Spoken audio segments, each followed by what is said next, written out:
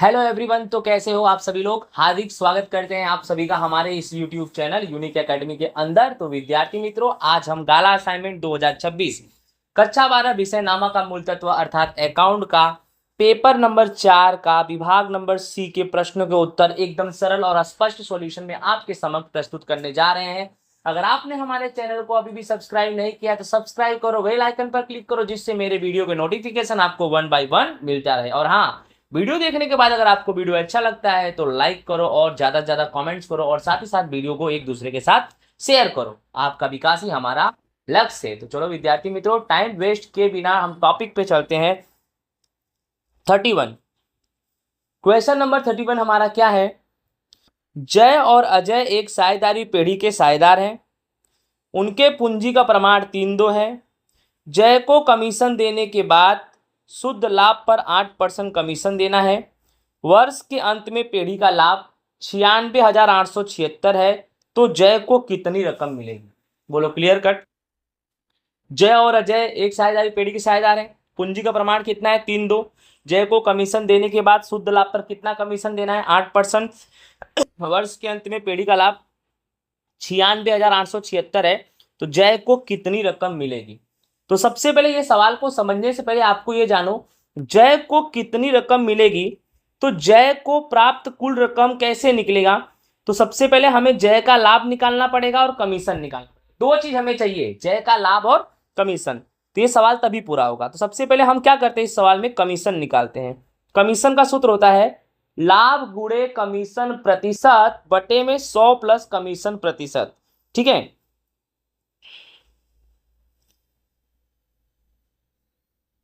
आपका यहाँ पे कमीशन प्रतिशत कितना है? 8%। तो यहाँ पर हम कितना लिखेंगे? 8। और यहाँ पर हम लिखेंगे 108, क्योंकि 100 प्लस 8। क्लियर। तो लाभ तुम्हारा कितना है, चेक कर लो। लाभ है 96,876 गुणे कमीशन कितना है प्रतिशत 8 बटे में 100 प्लस कमीशन यानी 100 प्लस 8 यानी 108। इसका सॉल्यूशन करोगे तो 7,176 रुपया आएगा। ये तुम्हारा कमीशन हो गया। क्या हो गया? ये तुम्हारा कमीशन। अब हम निकालेंगे वितरण पात्र लाभ। कैसे निकालेंगे? कुल लाभ माइनस कमीशन। तो कुल लाभ तुम्हारा कितना है? 96,876। कमीशन कितना निकला? 7,176। घटाएंगे तो 89,700। ये वितरण पात्र लाभ। हमें जय से मतलब है, जय का रकम निकालना है। तो जय का लाभ कैसे निकालेंगे? 89,700 में 2 का भाग दे देंगे। बोले क्यों? आप बोलोगे सर सवाल में पूंजी का प्रमाण ध्यान में दिया है। बच्चों, पूंजी का प्रमाण ध्यान में लेंगे नहीं। अगर पूंजी का प्रमाण ध्यान में नहीं लेंगे तो कौन सा प्रमाण ध्यान में लेंगे? समान। समान यानी एक एक, यानी 2 से भाग कर दो तो जय को मिल जाएगा और अजय को मिल जाएगा। बट हमें सिर्फ किससे मतलब है? जय से मतलब है। तो 89,700 को 2 से भाग दे दो तो 44,850 जय का निकला। अजय का भी इतना ही निकलेगा, बट हमें जय से मतलब है। तो 44,850 जय का लाभ निकला। अब जय का प्राप्त कुल रकम, तो जय का लाभ प्लस कमीशन। जय का लाभ है 44,850 प्लस कमीशन आपको पता है 7,176 जो निकला है। दोनों को जोड़ोगे तो 52,026। ये तुम्हारा विद्यार्थी मित्रों हो जाएगा आंसर। आई होप विद्यार्थी मित्रों आप सभी को अच्छे से ये क्वेश्चन 31 समझ में आ गया होगा। चलो अब आगे चलते हैं हम नेक्स्ट क्वेश्चन नंबर 32 पे। 32 क्या है हमारा? 32 देखते हैं। ए, बी और सी एक पीढ़ी के 1:1:1 के प्रमाण में लाभ हानि बांटने वाले साझेदार हैं। सभी साझेदारों ने लाभ हानि वितरण का प्रमाण बदलकर 1:3:3 निश्चित किया है। इस माहिती पर से लाभ का प्रमाण ज्ञात करो। भाई लाभ का प्रमाण ज्ञात करें तो सबसे पहले साझेदार का लाभ का सूत्र होता है नया भाग माइनस पुराना भाग। बोलो क्या सूत्र होता है? नया भाग माइनस पुराना भाग। तो सबसे पहले हम निकालेंगे ए का लाभ। तो ध्यान दो, पहले वाला पुराना होता है, बाद वाला नया होता है। तो ए पहले है तो अपने को पहले नया चाहिए। देखो पहले नया चाहिए। तो देखो 1 और कुल हिस्सा 1 और 3 4 और 3 7। तो 1/7 और यहाँ 1 1 1 यानी कुल हिस्सा 3 यानी 1/3। तो 1/7 माइनस 1/3। अब करना क्या है आपको अच्छे से मालूम है। 3 का गुणा 1 से करेंगे 3 माइनस 7 का गुणा 1 से करेंगे तो 7 और 7 का गुणा 3 से करेंगे तो 21।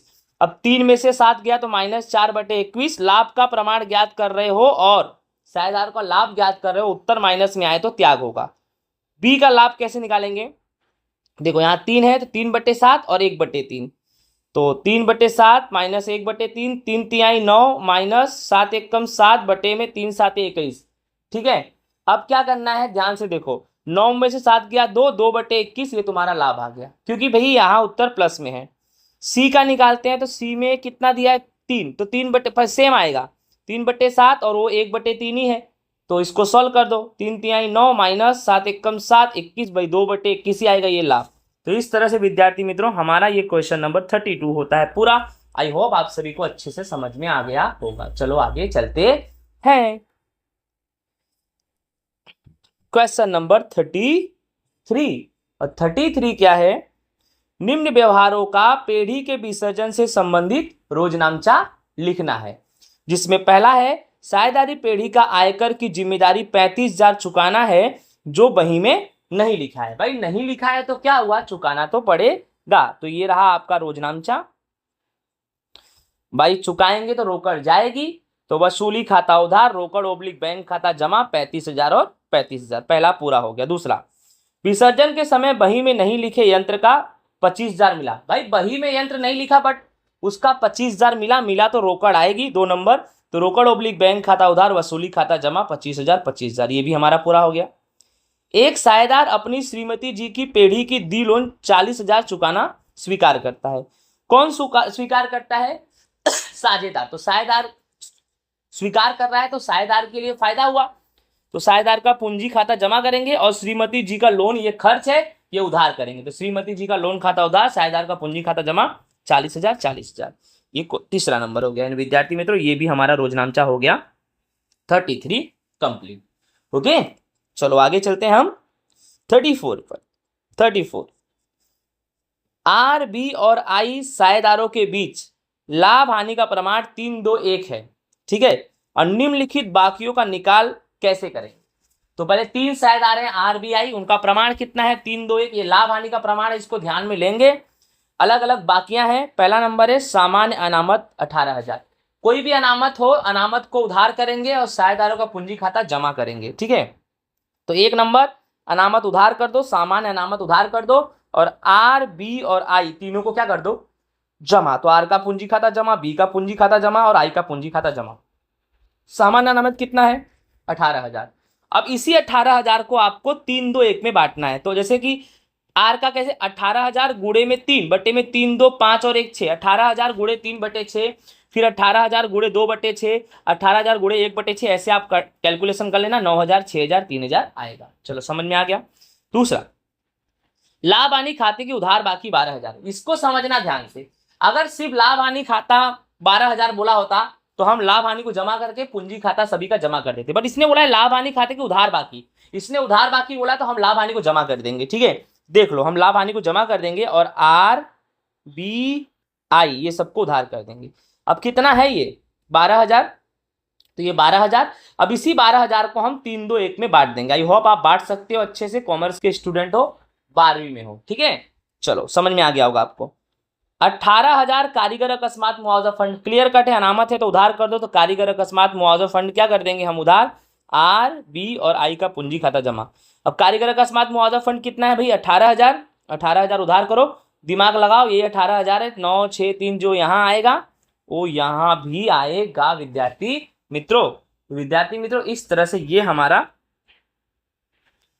क्वेश्चन नंबर 34 होता है कंप्लीट, राइट। चलो आगे चलते हैं 35।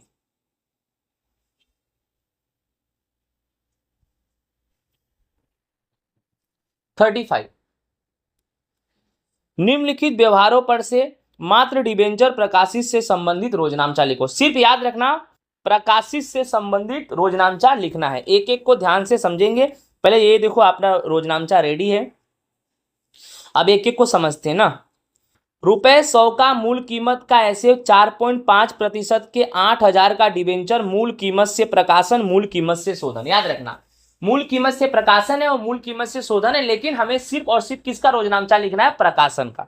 ठीक है, तो प्रकाशन का रोजनामचा ये है, बैंक उधार, डिबेंचर आवेदन आवंटन जमा, फिर डिबेंचर आवेदन आवंटन उधार करके डिबेंचर खाता जमा कर दो। समझ में आया। ये 8,000 है, 8,000 का मूल कीमत 100 है, तो 8,000 गुणे 100 यानी 8 लाख, तो ये भी तुम्हारा 8 लाख होगा, और डिबेंचर आवेदन आवंटन 8 लाख से जमा है तो 8 लाख से उधार होगा, ये भी तुम्हारा 8 लाख होगा। पहला नंबर भाई पूरा होगा। इतना ही करना है, उससे ज्यादा करने की जरूरत नहीं है, ठीक है। उसके बाद दूसरा, 100 का मूल कीमत का ऐसे 5.5% के 9,000 के डिबेंचर 10% बट्टा से प्रकाशन मूल कीमत से शोधन। याद रखना, बट्टा से प्रकाशन है और मूल कीमत से शोधन है, ठीक है। पहले रोजनामचा क्या होगा आपका, वही रोजनामचा होगा, बैंक उधार डिबेंचर आवेदन आवंटन खाता जमा, इतना तो आपको समझ में आ गया। लेकिन अभी सवाल में बट्टा है, तो डिबेंचर आवेदन आवंटन उधार करना है, और देखो ये डिबेंचर खाता जमा भी करना है, लेकिन डिबेंचर बट्टा खाता भी उधार करना है। क्यों? क्योंकि सवाल में बट्टा दिया है, और बट्टा हमेशा किसके साथ आएगा, बैंक के साथ। या तो दूसरी तरह से बोल सकते हैं, बट्टा हमेशा डिबेंचर के विरोध में आएगा। यहां डिबेंचर खाता जमा है तो बट्टा 100% उधार होगा। रकम कैसे भरेंगे, दिमाग से समझिए पहले, ठीक है। पहले तो हम इसका डिबेंचर का रकम भरते हैं। कैसे भरेंगे डिबेंचर का रकम, 9,000 का 100, तो 9,000 गुणा 100 करेंगे तो 9 लाख तुम्हारा डिबेंचर का रकम आ गया। अब हम बट्टा का भरते हैं। कैसे बट्टा कैसे भरेंगे भाई, 9,000 और बट्टा 10 है, तो 9,000 गुणे 10 यानी कितना आ जाएगा, 90,000, ठीक है। अब 9 लाख में से 90,000 घटा दो, 8,10,000। क्लियर कट, कंप्लीट हो गया। आई होप आपको समझ में आ गया होगा। चलो आगे चलते, तीसरा नंबर, रुपए 200 का, 200 यानी 100 ऐसा समझ जाओ। रुपए 200 के मूल कीमत से 8% के 10,000 के डिबेंचर 10% प्रीमियम से प्रकाशित किया, मूल कीमत से शोधन किया। यहाँ 10% प्रीमियम, और 10 नहीं 20 मानने का, 10% 100 पे दिया है, तो 200 पे कितना हुआ, 20%। पहले रोजनामचा देख लो, बैंक उधार डिबेंचर आवेदन आवंटन जमा, फिर डिबेंचर आवेदन आवंटन जमा, डिबेंचर खाते जमा, डिबेंचर प्रीमियम जमा। प्रीमियम ये डिबेंचर के साथ में आएगा, और बट्टा ये डिबेंचर के विरोध में आएगा। देखो यहाँ पर डिबेंचर जमा है तो बट्टा उधार है, और यहाँ डिबेंचर जमा है तो प्रीमियम भी जमा होगा। आई होप समझ में आ गया होगा। रकम कैसे भरेंगे पहले उसको देख लेते हैं। जैसे ये तुम्हारा कितना दिया है, 10,000 है ना, तो 10,000 दिया है और मूल कीमत 200 है, तो 10,000 में 200 का क्या करेंगे, गुणा करेंगे। 10,000 में 200 क्या करेंगे, गुणा, तो कितना आएगा तुम्हारा, 22 लाख। बोलो कितना आएगा, 22 लाख। अब क्या करना है हमें, ध्यान दो, 22 लाख आपको समझ में आ गया होगा, और ये भी तुम्हारा 22 लाख ही आएगा।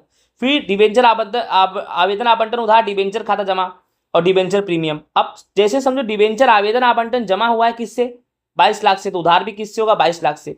अब प्रीमियम का रकम भरेंगे, तो प्रीमियम का रकम कैसे बनना है इसको ध्यान दो। ये 10,000 तो है, 10 से गुणा मत करना, 10,000 है, 10 से गुणा मत करना, क्योंकि आप समझो 10% प्रीमियम है 200 के मूल कीमत पे, तो 10 और 10 कुल कितना हो गया, 20, तो 10,000 का 20 से गुणा करना।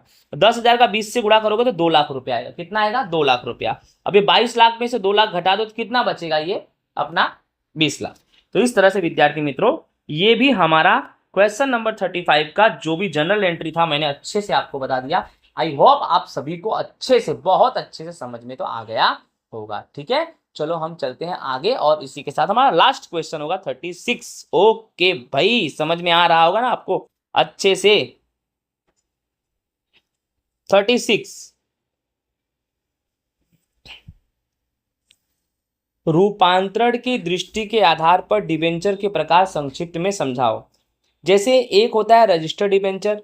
इस प्रकार के डिबेंचर के परिवर्तन के लिए योग्य परिवर्तन दस्तावेज के द्वारा कंपनी के रजिस्ट्रार ऑफिस में नोंदनी कराना अनिवार्य होता है। यानी रजिस्टर्ड डिबेंचर में अगर चेंजेस करना हो तो कंपनी को कंपनी के रजिस्ट्रार ऑफिस में नोंदनी कराना पड़ता है। कंपनी रजिस्ट्रार में डिबेंचर धारक का नाम हो तो ही ब्याज के साथ मूल रकम प्राप्त होता है। कंपनी के रजिस्ट्रार ऑफिस में अगर डिबेंचर धारक का नाम है तो ही डिबेंचर की जो रकम है ब्याज के साथ, मूल रकम के साथ प्राप्त होती है, ठीक है। उसके बाद इसी में है बेरर डिबेंचर। क्या होता है, इस प्रकार के डिबेंचर के परिवर्तन हेतु कंपनी रजिस्ट्रार ऑफिस में नोंदनी करने की आवश्यकता नहीं होती है, कोई नोंदनी करने की आवश्यकता नहीं होती है। और इस प्रकार के डिबेंचर चलनी नोट की तरह होते हैं। ऐसे डिबेंचर कैसे होते हैं, चलनी नोट की तरह। इसमें आसानी से परिवर्तन किया जा सकता है। इस प्रकार के डिबेंचर पर ब्याज के साथ कूपन भी दी जाती है, और इसे चलनी नोट की तरह भी जाना जाता है विद्यार्थी मित्रों।